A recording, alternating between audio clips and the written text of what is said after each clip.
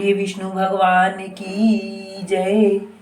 आज ही कामदा एकादशी की कथा मैं सुनाने जा रही हूँ। आप लोग ध्यान पूर्वक अवश्य सुने और कथा में क्या क्या बताया गया है जरूर सुने। उस दिन पति को चाहिए कि नहा धो करके स्नान आदि करने के बाद भगवान के कक्ष में श्री हरि का पूजन करे और हो सके तो कथा सुने, कथा न सुन सके तो आरती और पूजन अवश्य करे। जय श्री हरि। विष्णु भगवान की कृपा आप सभी पर बनी रहे। तो युधिष्ठिर कहते हैं कि हे केशव, बताइए कि शुक्ल पक्ष में कौन सी एकादशी आती है। भगवान, मैं एक बात आपसे सुनना चाहती हूँ कि चैत्र मास के शुक्ल पक्ष में किस नाम की एकादशी आती है।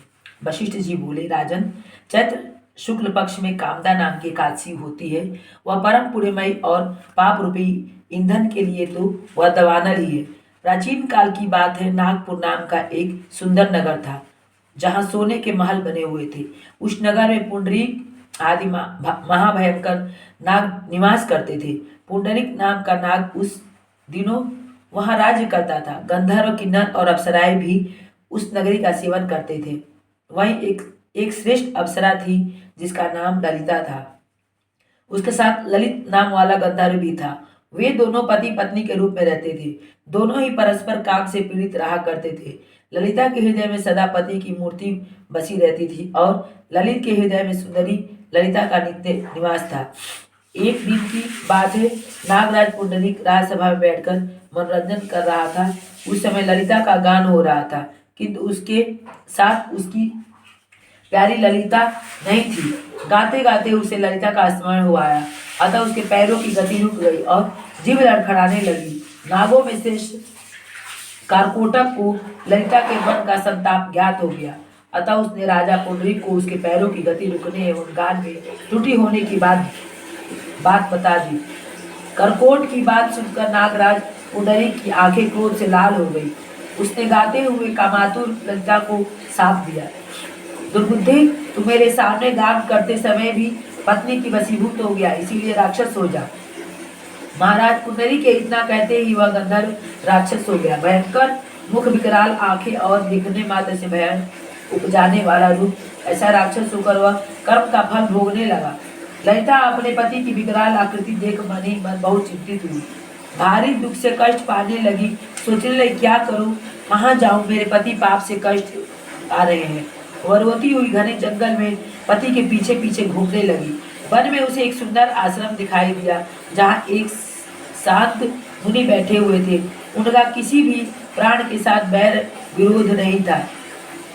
ललिता शीघ्रता के साथ वहां गई और मुनि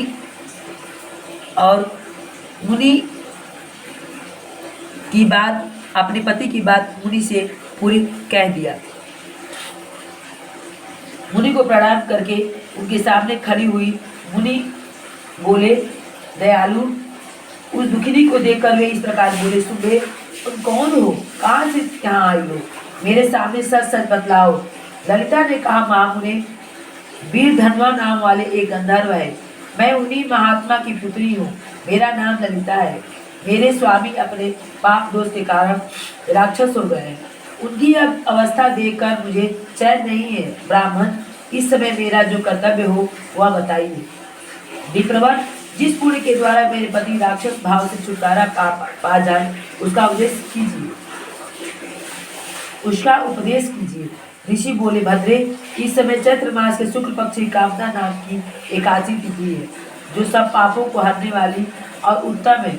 तुम उसी का विधि पूर्वक व्रत करो और इस व्रत का जो पुण्य हो उसे अपने स्वामी को दे डालो। पुण्य देने पर क्षण भर में ही उसके साप का दोष दूर हो जाएगा। राजन, मुनि का यह वचन सुनकर ललिता को बड़ा हर्ष हुआ। उसने एकादशी को उपवास करके द्वादशी के दिन उन ब्रह्मर्षि के समीप ही भगवान वासुदेव के समक्ष अपने पति के उद्धार के लिए यह वचन कहा, मैंने जो यह कामदा एकादशी का उपवास व्रत किया है उसके पुण्य के प्रभाव से मेरे पति का राक्षस भाव दूर हो जाए। वशिष्ठ जी कहते हैं, ललिता के इतना कहते ही उसी क्षण ललिता का पाप दूर हो गया और उसने दिव्य देह धारण कर लिया। राक्षस भाव चला गया और पुनः गंधर्वत्व की प्राप्ति हुई। निश्रेष्ठ वे दोनों पति पत्नी कामदा के प्रभाव से पहले की अपेक्षा भी अधिक सुंदर रूप धारण करके विमान पर आरूढ़ हो अत्यंत शोभा पाने लगे। यह जानकर इस एकादशी के व्रत का यत्न पूर्वक पालन करना चाहिए। मैंने लोगों के हित के लिए तुम्हारे सामने इस व्रत का वर्णन किया है। कामना नाम की एकादशी ब्रह्महत्या आदि पापों तथा पिशाचत्व आदि दोषों का भी नाश करने वाली है। राजन, इसके पढ़ने और सुनने से वाजपेयी यज्ञ का फल मिलता है। इस प्रकार कामदा एकादशी व्रत की कथा पूर्ण हुई। बोले विष्णु भगवान की जय। अगले दिन व्रती को चाहिए कि नहा धो करके भगवान विष्णु का पूजन अर्पण करने के बाद जो भी अपनी रसोई में प्रसाद बनाए भगवान विष्णु को प्रसाद अर्पित करे और उस प्रसाद को अपने परिवार में सबको बांट दे और गाय के लिए भी कुछ भोजन निकाल दे। और एक कामदा एकादशी व्रत के पारण का समय है सुबह में ही। जय श्री हरि, जय नारायण। और कुछ अब दान दक्षिणा भी जरूर निकालें। नारायण की कृपा आप सभी पर बनी रही। जय श्री नारायण। ओम बोलिए विष्णु भगवान की जय। अब हम लोग आरती करेंगे। ओम जय जगदीश हरे स्वामी, जय जगदीश हरे। भक्ति जनों के संकट, दास जनों के संकट क्षण में दूर करे। ओम जय जगदीश हरे। जो ध्यान